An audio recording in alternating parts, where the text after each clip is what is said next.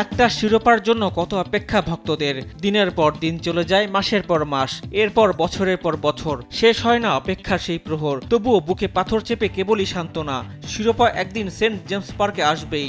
বলছিলাম English club Newcastle ইউনাইটেডের কথা।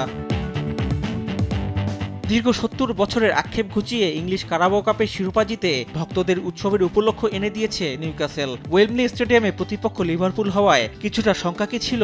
সবশেষ ৫ ম্যাচে ৩ হারে ব্যাকফুটে থাকার কথা ছিল লিভারপুলের, তবে মাঠের খেলায় অবশ্য দেখা যায়নি এর ছিটে ফোঁটাও। প্রথম মিনিট থেকে লিভারপুলের চোখে চোখ রেখে যে লড়াই শুরু করেছিল নিউক্যাসল, তা অব্যাহত ছিল ম্যাচের শেষ সেকেন্ড পর্যন্ত।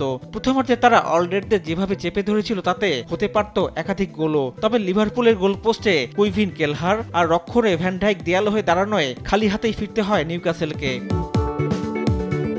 তবে প্রথমার্ধের শেষ মিনিটে ভাগ্যদেবতা আর বিমুখ করেনি ম্যাকপাইদের। কর্নার থেকে দুর্দান্ত এক হেঁটে দলকে এগিয়ে দেন ড্যান বার্ন। বিরতির পরও দেখা যায় নিউক্যাসলের শিরোপা ক্ষুধা।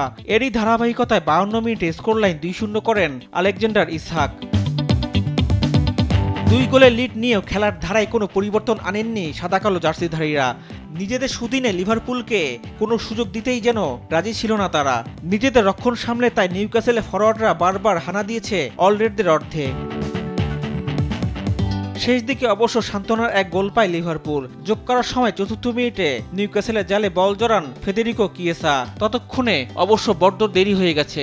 একটু বাদেই শেষ বাঁশি বাজতে শুরু হয় ম্যাকপাইদের শিরোপা উৎসব। এর আগে ১৯৫৫ সালে এফএ কাপ জয়ের স্বাদ পেয়েছিল নিউক্যাসল। দীর্ঘ ৭০ বছর পর আবারও ইংল্যান্ডের কোনো ঘরোয়া ট্রফি জিতল তারা। এর মধ্যে ১৯৬৯ সালে ফেয়ার্স কাপ জিতেছিল দলটি, যার বর্তমান নাম ইউরোপা লিগ। অন্যদিকে কয়েকদিন আগে চ্যাম্পিয়ন্স লিগের শেষ ১৬ থেকে বিদায়ের পর এবার শিরোপা মঞ্চ থেকেও খালি হাতে ফিরতে হলো লিভারপুলকে। রিফাত আঞ্জুম, দেশ টিভি, স্পোর্টস ডেস্ক।